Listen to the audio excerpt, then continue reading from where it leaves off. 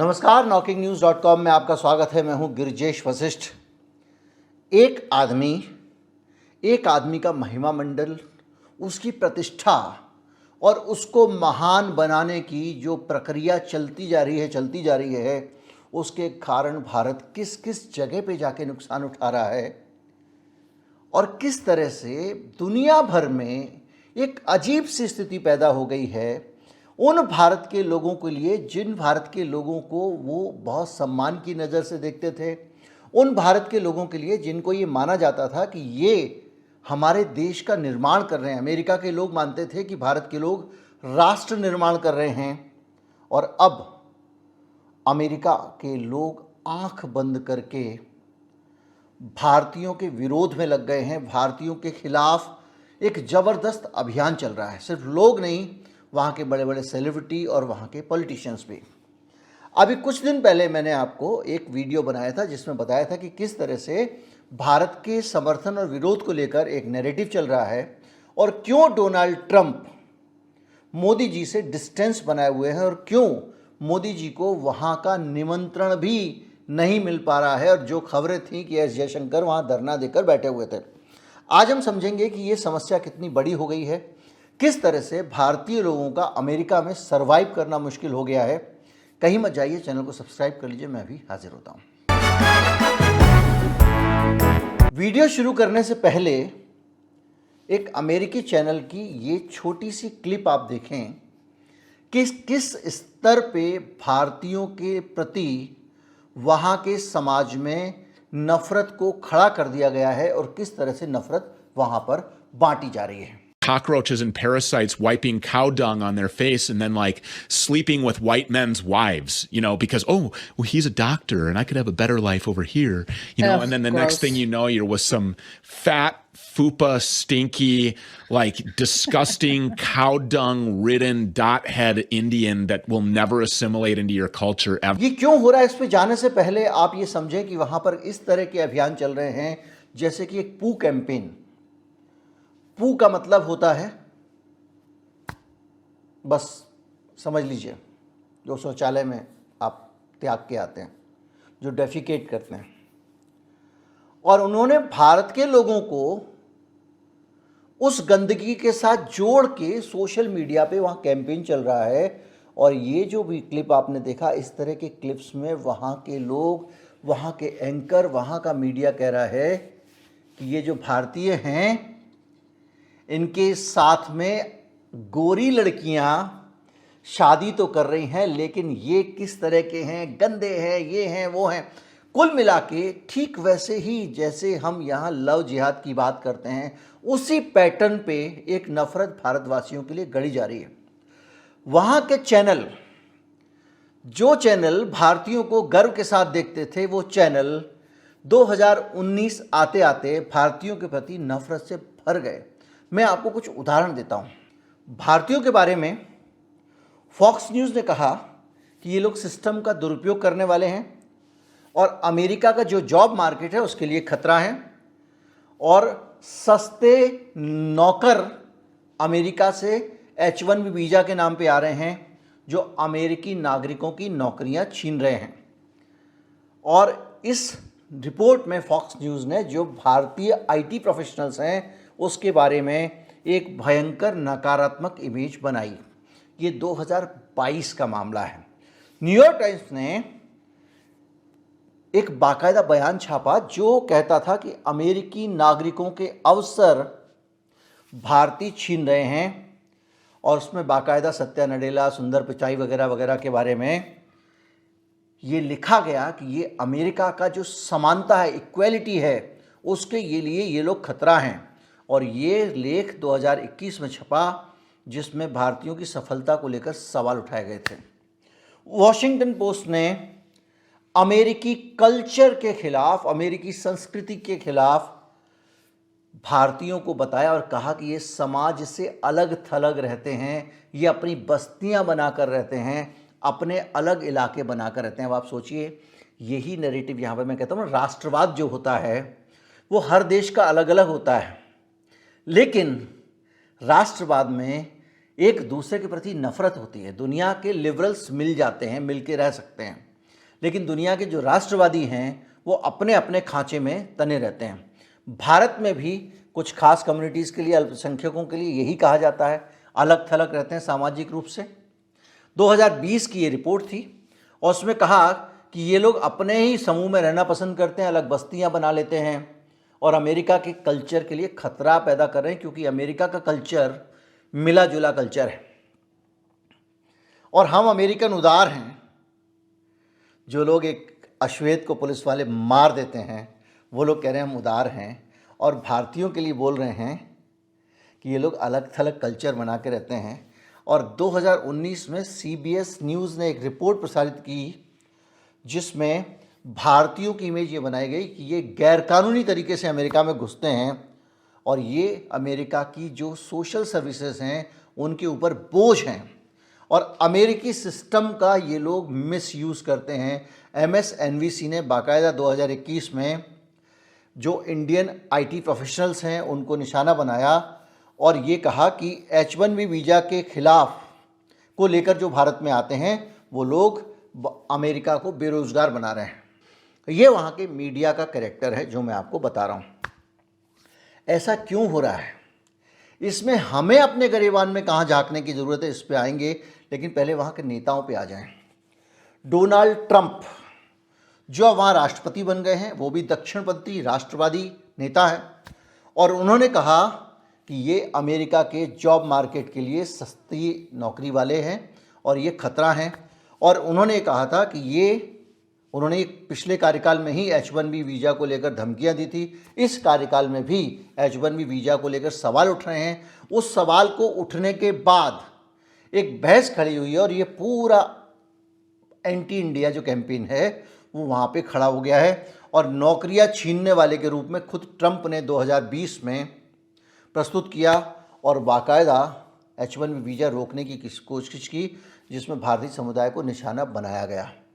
समान रूप से कनाडा के प्रधानमंत्री ट्रूडो का इस्तीफा हो गया है, लेकिन ट्रूडो ने भी भारतीयों को बहुत सारे तरीके से गलत तरीके से अपने यहाँ पर पेश किया, ख़ास तौर पे हिंदुओं को। टेड क्रूज जो हैं सीनेटर हैं रिपब्लिकन के और श्रम बाज़ार पर बोझ, ये जो जॉब मार्केट है उसके ऊपर बोझ हैं और अमेरिकी नागरिकों की नौकरियां छीनने वाले हैं। एक पूरा नैरेटिव। अब देखिए ये जो आदमी है ये टेड क्रूज, ये वहाँ के सीनेटर हैं और ये भी नौकरियां छीनने वाला बता रहे हैं। 2020 में इन्होंने भारतीयों को निशाना बनाया। H1B वीज़ा बंद होना चाहिए क्योंकि इसके ज़रिए भारतीय घुस जाते हैं। दुर्भाग्य से जैसे यहाँ पर IQ का लेवल बहुत लो है, वैसे वहाँ पर भी राष्ट्रवादियों का IQ का लेवल 0/0 सन्नाटा है। वो H1B वीज़ा को और जो अमेरिका में घुसपैठ होती है उसको एक साथ देख रहे हैं। कह रहे दक्षिणी बॉर्डर से बड़ी संख्या में यहाँ पर लोग घुस आते हैं। अरे भाई वो घुस आते हैं, वो सस्ते में काम कर रहे हैं, जॉब मार्केट मार रहे हैं, तो उनसे H1B वीज़ा वालों को कैसे जोड़ रहे हो? ये तो वैध रूप से आ रहे हैं, वो अवैध रूप से आ रहे हैं। ये सिर्फ नौकरी करने के लिए आ रहे हैं, जिस दिन नौकरी नहीं होगी वापस चले जाएंगे। तब भी इनके प्रति नफरत है क्योंकि राष्ट्रवाद है। ऑर्टिज ने कहा कि अवैध प्रवासी अमेरिकी नौकरी मार्केट पर खतरा है। 2019 में अमेरिकी कामकाजी वर्ग के लिए इसे खतरा बताया और लगातार मांग की कि H1B वीज़ा खत्म करना चाहिए। मार्क एडोफ्स अमेरिकन कांग्रेसमैन रिपब्लिकन हैं। उन्होंने कहा कि अमेरिकी नौकरी बाजार को देखिए ये जितने लोग हैं सब लोग एक ही बात कह रहे हैं कि भारतीय समुदाय हमारी नौकरियां खा रहा है। जो सेलिब्रिटीज हैं, कटनी लोव, ये कटनी लोव जो है और सिंगर हैं और नेत्री अमेरिका की, उन्होंने बयान दिया कि भारतीयों को गंदे और अस्वच्छ होते हैं, ये नहाते धोते नहीं। ये भी एक खास बात है। जो जहां बहुसंख्यक होते हैं वो अपने आप को श्रेष्ठ समझते हैं और दूसरे लोगों को गंदा बताते हैं। जब सिंधी पाकिस्तान से आए थे तो भारत में एक बड़ा तबका उन्हें कहता था ये गंदे संदे लोग हैं। पंजाबी, सिंधी पंजाबी शब्द ऐसे इस्तेमाल करते थे वो लोग। आज पंजाबी सुप्रीमेसी का हाल देख लीजिए पाकिस्तान में। दूसरों को मुजाहिर कहते हैं, वो मुहाजिर कहते हैं। तो ये जो है एक सिस्टम है, तो भारतीयों को गंदा बताते हैं। और जो पू मूवमेंट चला वो इसी के आधार पर चला। उन्होंने भारतीयों के खिलाफ कई सारी वो की टिप्पणियाँ की और कहा कि, और भारतीयों की जो बहुत सारे कल्चर का इसका उसका उन्होंने मजाक उड़ाया। अल पचीनो अमेरिकी एक्टर, और उन्होंने कहा कि ये बहुत असभ्य होते हैं और गंदे होते हैं, और ये उसका बाकायदा एक इंटरव्यू था। पेरिस हिल्टन मीडिया पर्सनैलिटी, उन्होंने कहा कि ये सस्ते, चीप एंड डर्टी, सस्ते और गंदे होते हैं। और ये बाकायदा उसका एक बयान लंबे समय तक वहाँ पर जो भारत विरोधी अभियान चल रहा है उसका हिस्सा बन रहा है। जेरेमी क्लार्सन साफ सफाई में असमर्थ और गंदे हैं। मतलब ये सारे के सारे जो अभियान चल रहे हैं, ये अभियान एक ही चीज़ पर जोर दे रहे हैं कि भारत के लोग गंदे संदे हैं, हमारी नौकरियां खा जाते हैं, यहाँ आके पड़े हुए हैं, इनको बाहर निकालो और इनको वीज़ा क्यों दे रहे हो। और सबसे बड़ी बात यह है कि हमारे अपने जो ट्रंप बाबू हैं वो भी अब जो आ गए, हमारे अपने कह रहा हूँ क्योंकि वो हाउडी ट्रंप हो रहा था उनके साथ में, वो सरकार में आ गए हैं और वो भी इसके पक्ष में रहे हैं। हालांकि अभी हाल में सरकार में आने के बाद ट्रंप के रवैये में थोड़ा सा बदलाव दिखाई दिया, एलॉन मस्क के रवैये में दिखाई दिया। और ये सारी जो बीमारी है इसको फैलाने वालों में एलॉन मस्क सबसे आगे है। और मेरे देश की मोदी सरकार उस एलॉन मस्क को सैटेलाइट इंटरनेट का ठेका देने के लिए कानून बदल चुकी है। 2G घोटाले में सुप्रीम कोर्ट का आदेश था कि सिर्फ और सिर्फ कॉम्पिटिटिव बिडिंग से ही किसी को अब टेलीकॉम का ठेका मिलेगा। उसको संसद में कानून लाके बदला मोदी सरकार ने कि एडमिनिस्ट्रेटिव बेसिस पे फैसला दे दिया जाएगा, यानी ड्यूटी दे ना दे सरकार तय कर देगी। और उसके खिलाफ अब भारत के अंबानी साहब गुहार लगा रहे हैं ट्राई से, ऐसा मत करो, कॉम्पिटिटिव बिडिंग ही रखो, आप तो उसको दे दोगे। मतलब वो एलॉन मस्क जिसके लिए हमारी सरकार लुटने को तैयार बैठी हुई है, वो भारतीयों के खिलाफ वहाँ पर नफरत वाली ब्रिगेड में शामिल है और H1B वीज़ा को कम करना चाहता है। अभी हाल में किसको भारत के नियुक्त किया गया, जिसके खिलाफ ये माहौल, उसमें जाने से अच्छा, क्योंकि वो पहले के वीडियो में डिस्कस कर चुका हूँ, 2 दिन पहले की बात है।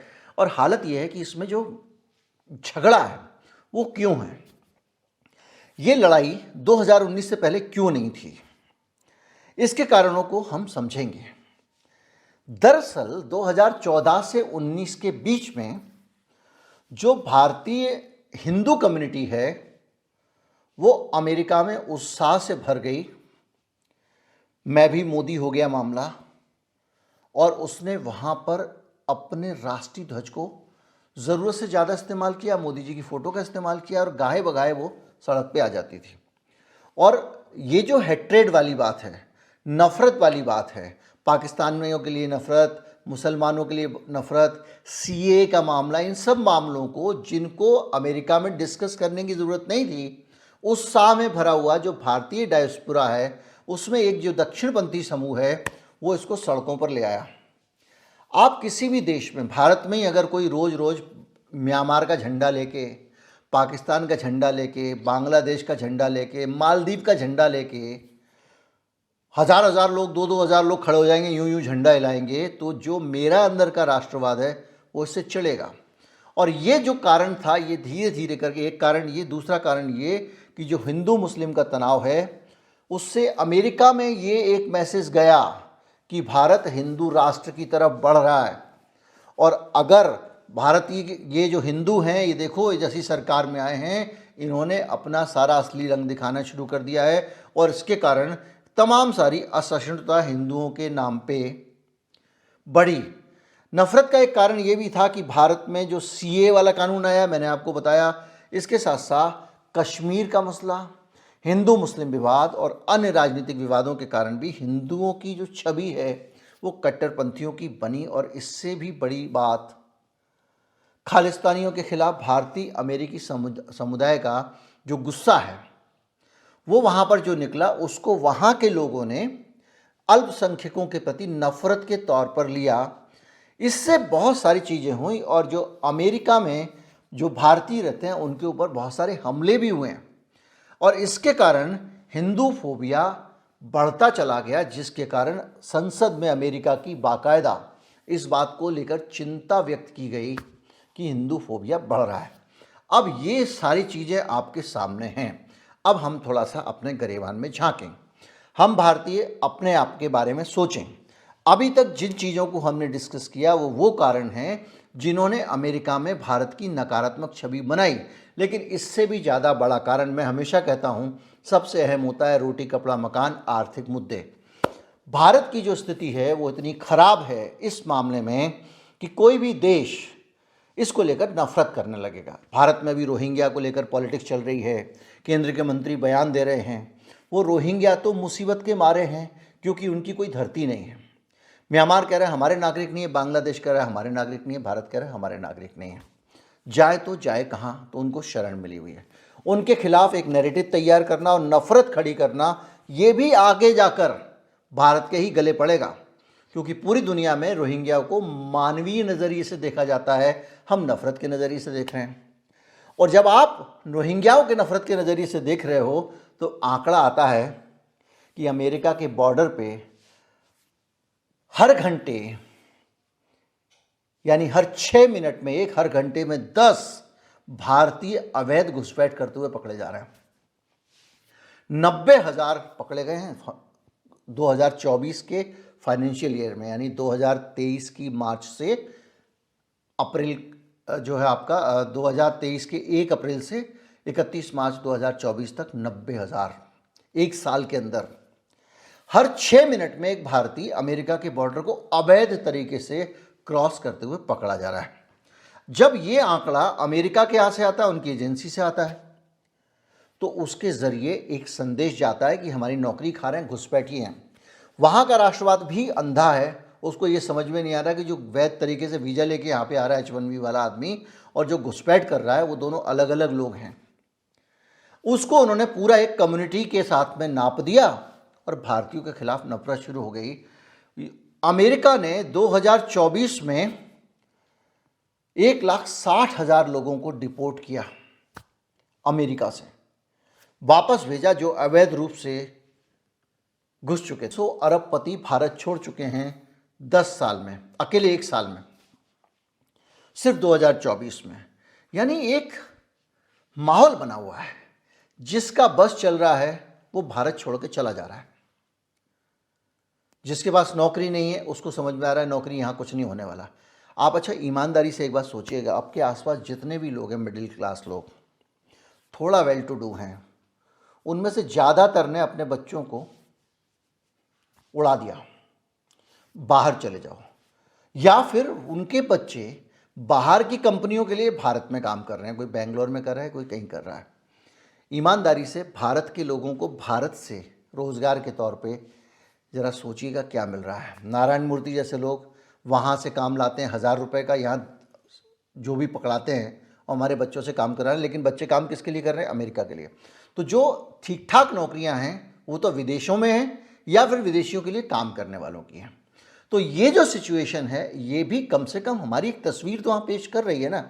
जब वो ये लोग पढ़ते हैं कि भैया हर 6 मिनट में एक आदमी हमारे देश में इन्फिल्ट्रेशन कर रहा है, भारतीय, तो उनके मन में ये नफरत आएगी आएगी।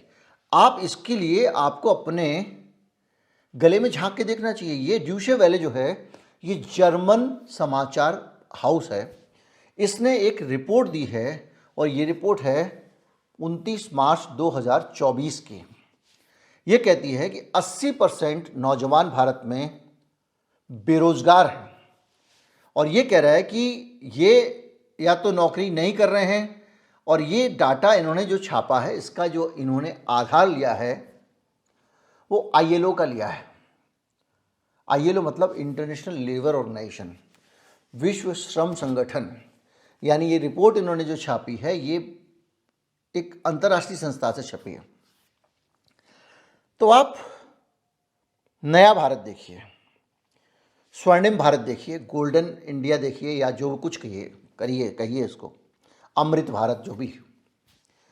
इस भारत में 10 साल में जो बदलाव आए हैं वो ये आए हैं कि हमने नफरत खड़ी की, नफरत बांटी और नफरत के खेल खेले, जिसके कारण दुनिया हमको नफरती समझ रही है और वो हमको दूर कर देना चाहती है। हमारे प्रति हमको गंदगी के साथ देखा जा रहा है, हमको गिरा हुआ समझा जा रहा है, हमको दोयम दर्जे का समझा जा रहा है, क्योंकि हम भी यहाँ छुआछूत करते हैं, बहुत सारी दूसरी चीज़ें करते हैं दूसरे लोगों के साथ जो कम है संख्या में। लेकिन ये पहले नहीं होता था, पहले हमको गर्व से देखा जाता था। ये बदलाव शुरू हुआ, क्यों हुआ? क्योंकि हमने नफरत बांटी और एक हिंदू फोबिया जैसी चीज़ वहाँ खड़ी हो गई, हिंदुओं का डर कि ये तो बहुत कट्टरपंथी हैं। जो कभी एक ज़माने में इस्लामोफोबिया होता था, उस तरह से हिंदू फोबिया भी अब खड़ा होना शुरू हो गया। इसके अलावा हमने अपने देश में वादे बेचे, ड्रामे बेचे, प्रचार बेचा, सोशल मीडिया बेचा, हवा बेची और हवा में माहौल बनाया और देश के लोगों को दिया कुछ नहीं। आप जानते हैं अमीर कैसे अमीर होते चले गए, गरीब कैसे गरीब होते चले गए। और जीएसटी जैसा टैक्स मैंने आपको बाकायदा वीडियो बना के लाया, जो कि गरीबों के ऊपर टैक्स लगता है और जिसका लाभ पूरा अमीरों को मिलता है। गरीब आदमी को हर तरह से खोखला कर करके अमीर बना रहे हैं। रोज़गार इसीलिए नहीं मिल रहा है क्योंकि अडानी जैसे लोग जो नंबर 1 पे हैं, वो भी कंपनियां रोज़गार जनरेट करने पे ध्यान नहीं दे रही हैं। सबको लग रहा है सरकार में सेटिंग करो, माल बनाओ, सरकार में सेटिंग करो, ठेका लो, सरकार को ही माल बेचो, 10 गुने दाम पे बेचो, 5 गुने दाम पे बेचो और वहाँ से माल कमा लो। और सरकार उस पैसे की वसूली या तो टैक्स के रूप में कर रही है या चीज़ों को महंगा करके कर रही है। तो इन सारे हालात ने हमारे सामने जो एक तस्वीर खड़ी की है, ये तस्वीर बताती है कि हमने सिर्फ एक व्यक्ति का महिमा मंडन, एक व्यक्ति को लार्जर देन लाइफ दिखाने, एक व्यक्ति को सफलतम बिना दिखाने, एक व्यक्ति को वॉरियर और विजेता दिखाने और एक व्यक्ति की गद्दी को मजबूत करने के चक्कर में अपना देश तो क्या परदेश भी बिगाड़ लिया है। अब ये जो सिचुएशन है, ये अभी इस समय इसलिए और भी ज़्यादा अहम हो जा रही है क्योंकि ट्रंप जो आ गया है, वो ट्रंप खुद उसी जमात का, राष्ट्रवादी जमात का आदमी है। अब वो जब अपना दफ्तर वफ्तर संभालेगा, कामकाज लेगा, कार्यभार संभालेगा, उसके बाद में जब वो नीतियाँ आएंगी, उनको लेकर भारत के जो लोग अमेरिका में रह रहे हैं बहुत आशंकित हैं। क्योंकि जब वो राष्ट्रवादी दौर आएगा तो वैसा तो नहीं होने लगेगा जैसे यहाँ ट्रेन में पीटने लगते हैं, मैदान में नमाज मत पढ़ो, ये ना करो, वो ना करो। क्योंकि जो नफरती लोग हैं उन्हीं के वोट से तो ट्रंप आया है और ट्रंप की सरकार आने के बाद वही नफरती फिर, क्योंकि मोदी जी ने तो जब ट्रंप ने कहा कि मेरा दोस्त आने वाला है भारत से, तो गए भी नहीं भारतीयों के वोट के लिए। उसने वो अमेरिका में गए लेकिन उससे नहीं मिले। तो जो पूरा सीन है ना, इसलिए निराशाजनक कि हमारे लोग जो बहुत अच्छे लोग हैं, मेहनत करते हैं, कम दाम में काम कर रहे हैं, ज़्यादा काम कर रहे हैं, दिन रात काम कर रहे हैं, जिनके पास नॉलेज है, जिन्होंने खूब पढ़ा लिखा है, जिनको कंप्यूटर के बारे में पता है, और जो आईटी इंडस्ट्री में अमेरिका दुनिया का शहंशाह है, उस आईटी इंडस्ट्री के अंदर जो नींव के पत्थर हैं वो भारतीय हैं, लेकिन उसके बावजूद वो गालियाँ खा रहे हैं उस देश में जिसको वो बड़ा बना रहे हैं। और क्यों खा रहे हैं? इसलिए खा रहे हैं कि अपने दाम खोटे, परखैया को क्या दोष दें। नमस्कार, जय हिंद।